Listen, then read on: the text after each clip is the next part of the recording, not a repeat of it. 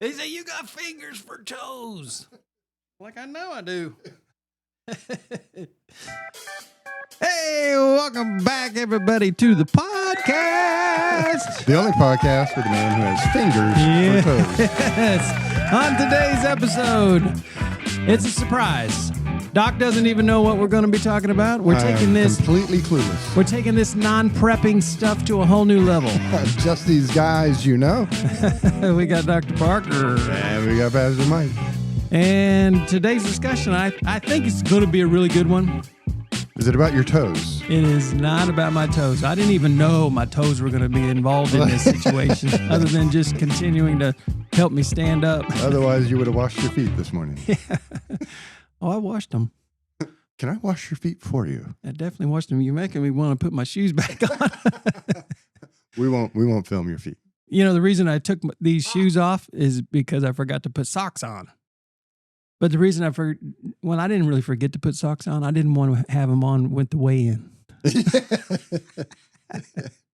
Last week has me like PTSD on the weigh-in. I was getting rid of everything. And today, in the weigh-in. So last week was what? What were our weights? On June 2nd, Mike tipped the scales at a whopping 219.8. 219.8. I don't know what in the world.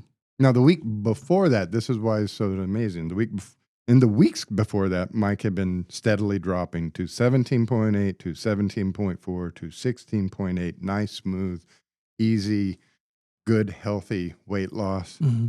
All the way down to 214.0 on 526. And then 6'2", he walks in here and tips the scale at 220 pounds. Boom! So shocked by it, we had to reweigh about 14 times, change the battery in the scale. Change the battery. I was like, something is wrong. This cannot be right. Now, the strangest thing happened for me. I was percolating along with my nice steady increase. 187, 191, 192, 194, and then I dropped to 189. So it wasn't the scale because it went 5 down on me and 5 up on you.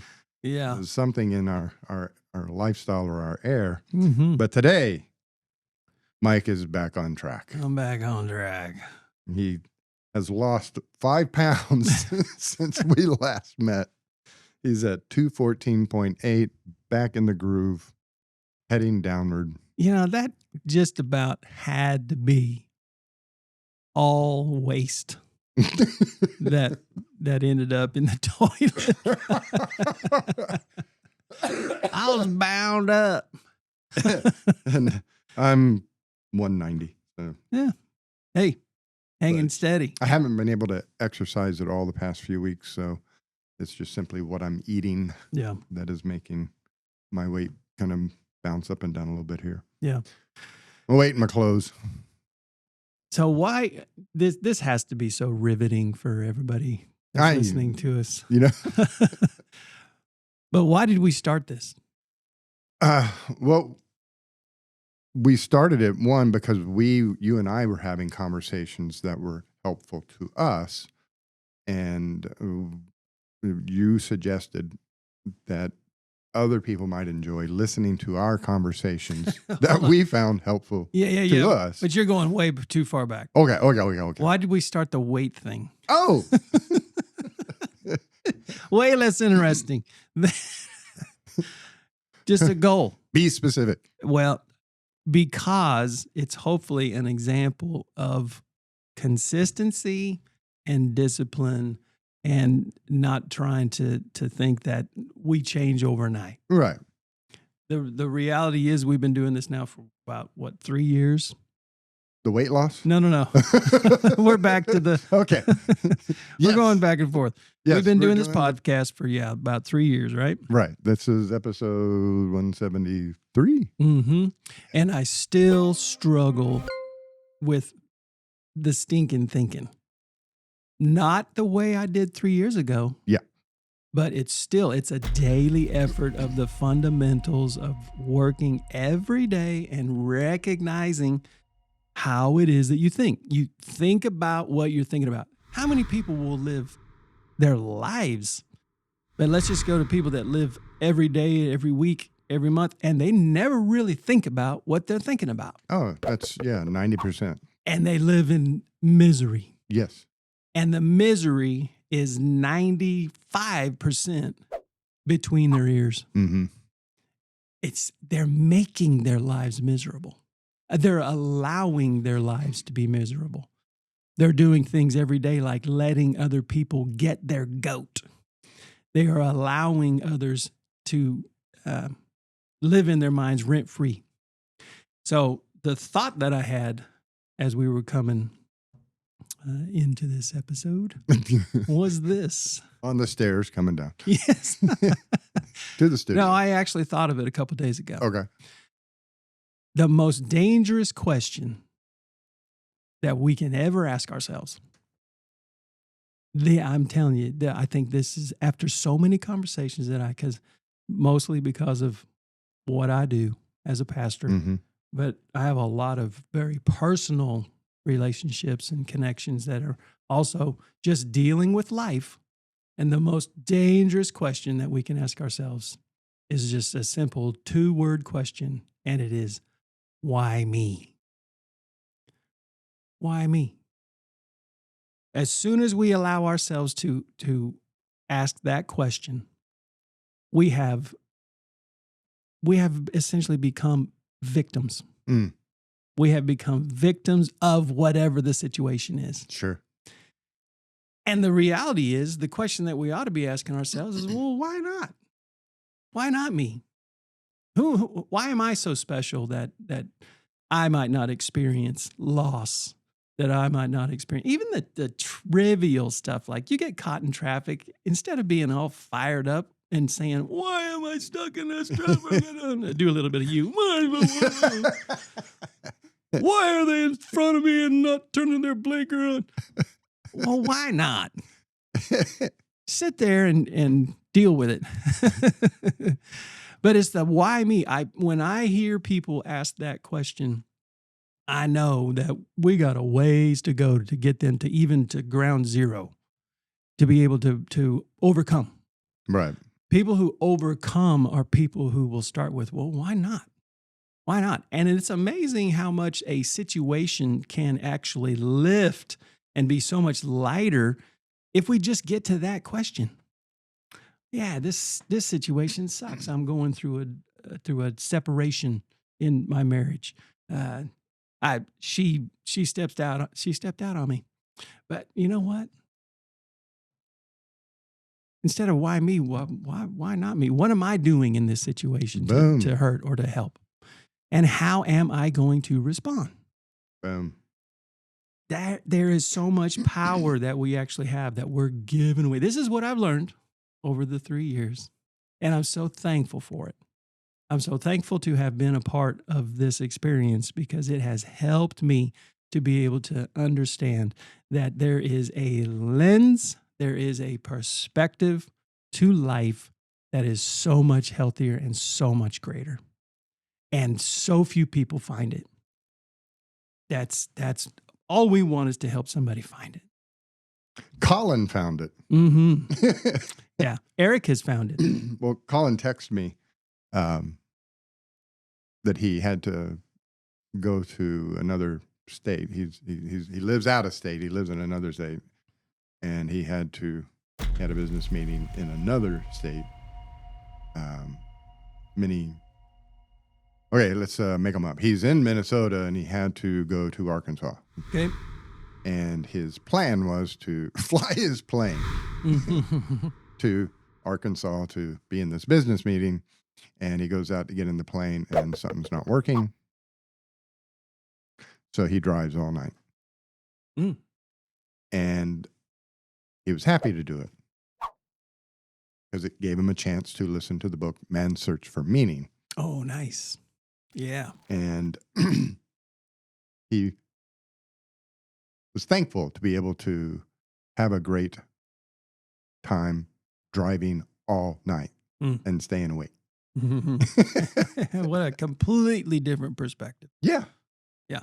And that's, instead of standing there, why me? This always happens, and letting that emotionally destroy him. And then now he's got to call and cancel, and then he's got to go to work and he's got to complain, and they don't get the sales, and it's, it's not my fault. The stupid plane, the mechanic didn't, whatever. No, he's like, good. Yeah. Plane's not working? Good. Gives Yeah. me a chance to drive all night and listen to that book I've been meaning to listen to. Viktor Frankl, Man's Search for Meaning. Mm. Jumps in the car, heads out, cup of coffee or Red Bull or whatever he had. Yeah. And it's play, and it's the cruise control, and spends 8 hours on the road driving and listening and becoming a better man for it. Better. Okay. So I've been processing this. I try in my world to take ideas that might even be simple and make them simpler. Because I need things to be simpler. And so I started thinking about the whole rule of thumb, the I before E except after C. Mm-hmm. So the whole rhyme, I like rhymes. Okay. I like rhymes. I like acronyms. They simplify things. I think that's the reason that most people love music, and they can remember lyrics to songs because they rhyme. And the whole I before E except after C, the whole thing is I before E except after C. And when they sound like A, like neighbor and way, but it doesn't actually work. There's so many words. Like caffeine. Yeah. That doesn't work with that. Protein doesn't work with that. C's doesn't work, albeit doesn't work. There's so many words. It's only really when it's just after C. So, but we're going to use the I before E except after C rule in this thought. Because you just said the word. There's a I in the word bitter. Okay. There's an E, and it's the only difference between the two. There's an E in the word better. Mm. And we have a choice.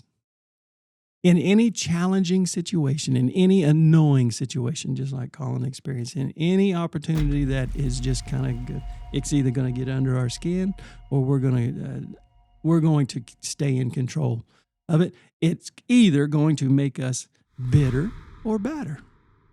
And the reality, the whole idea of the I before E except after C is this.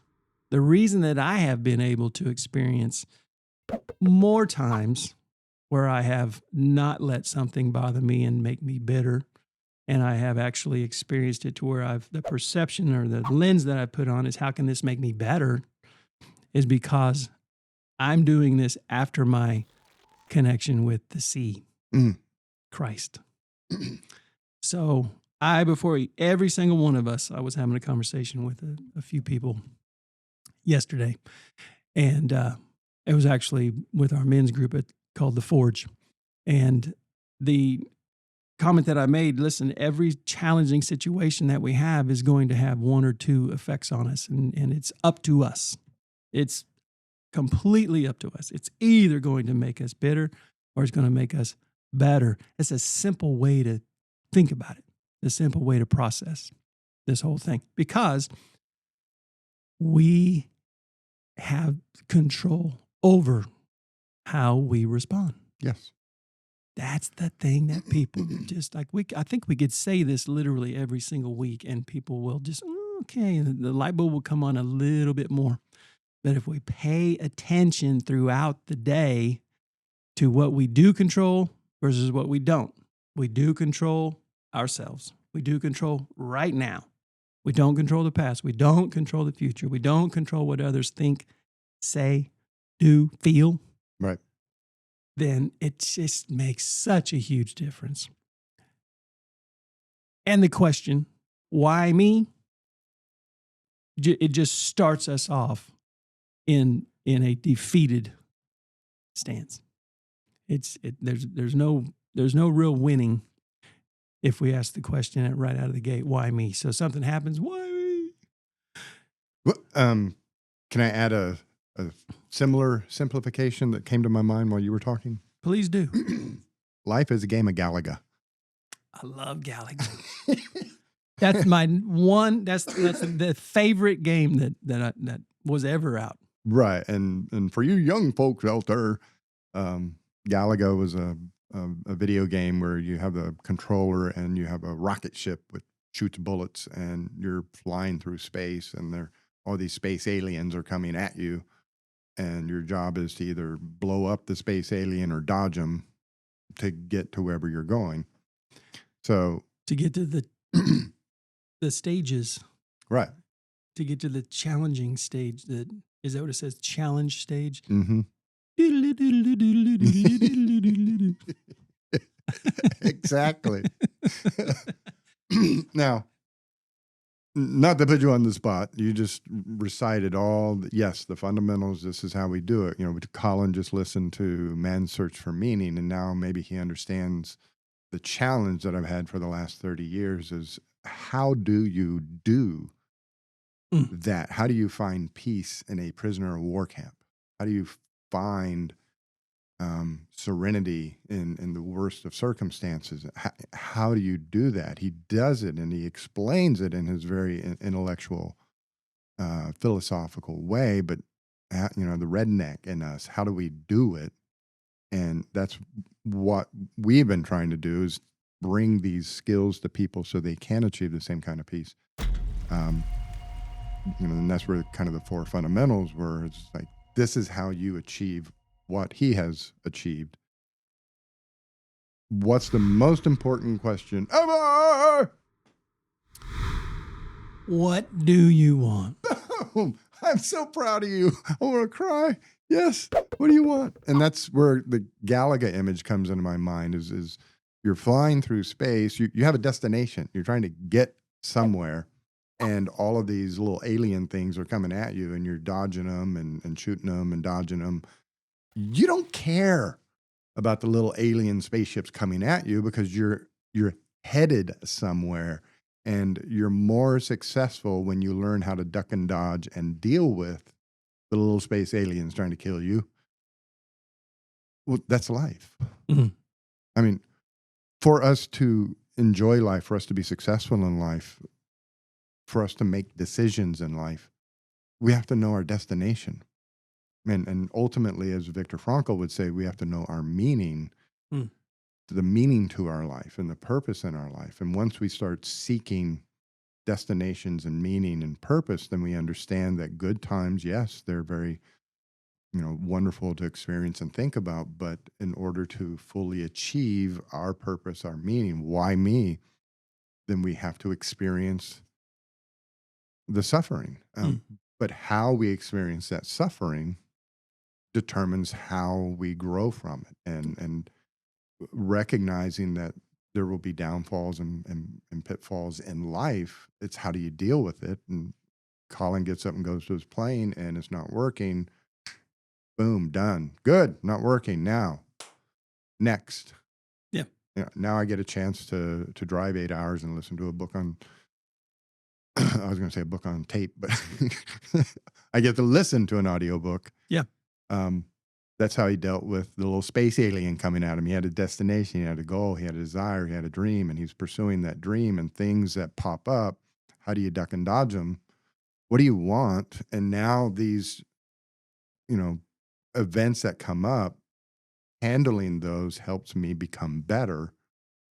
Whereas if I focus on the little space alien in the Galaga that just blew me up, then I become bitter. And you saw the guy in the arcades punching the machine and slapping the controller and throwing his soda because the space aliens blew him up. But where are you headed? What do you want? That's a great analogy. I had somebody, land this job and the job in and of itself is, it doesn't really have a lot of upward mobility. They're punching widgets every day. Every day they go in, they operate the machine, they create widgets, and they go home. And they're like, is this the rest of my life? Well, what do you want your life to mean? What is the purpose to your life? How do you take the stable employment that you have landed and create a stable financial picture? How do you create stability within your family now that you've got a stable job and a stable financial future and a stable family? That becomes a launching pad to create other things outside of work. And so, yes.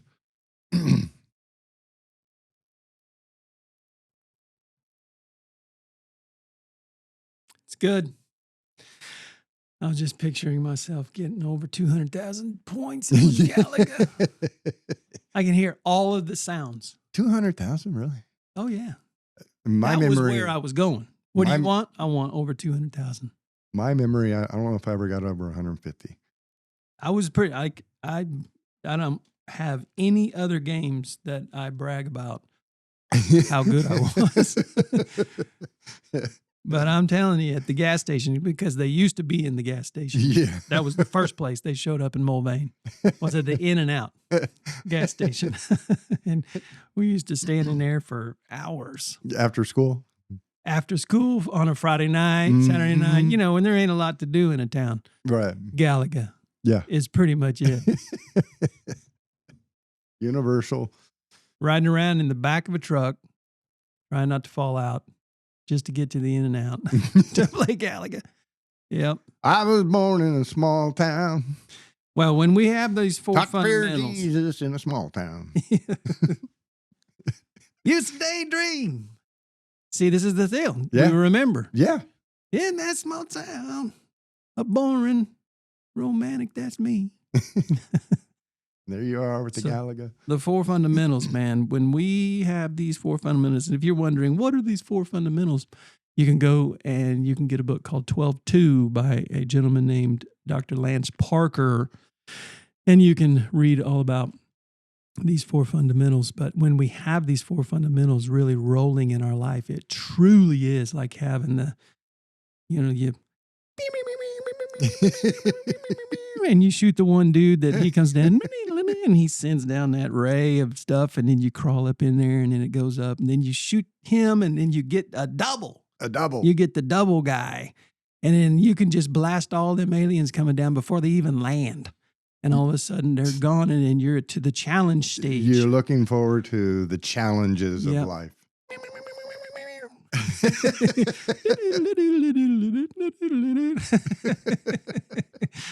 I got to go find that game somewhere and play. Welcome back to the Wayback Machine. Today. So anyway, if you find yourself today at any point in time thinking to yourself, why me? Grab a hold of that. Why not? Grab a hold of that and say, why not? Boom. Good. What are we going to do with this? This is an opportunity. Boom. Big time. Thank you, Doc. Thank you for the Wayback Machine. Well, no, that was your Wayback Machine. Just give it up for Galaga. Why not? Heck yeah. So go get it. All those quarters taught you a life lesson. A lot of quarters. Whole lot of quarters. We thank you guys for tuning in to Jesse's Guys, you know. Have an awesome week. We'll see you.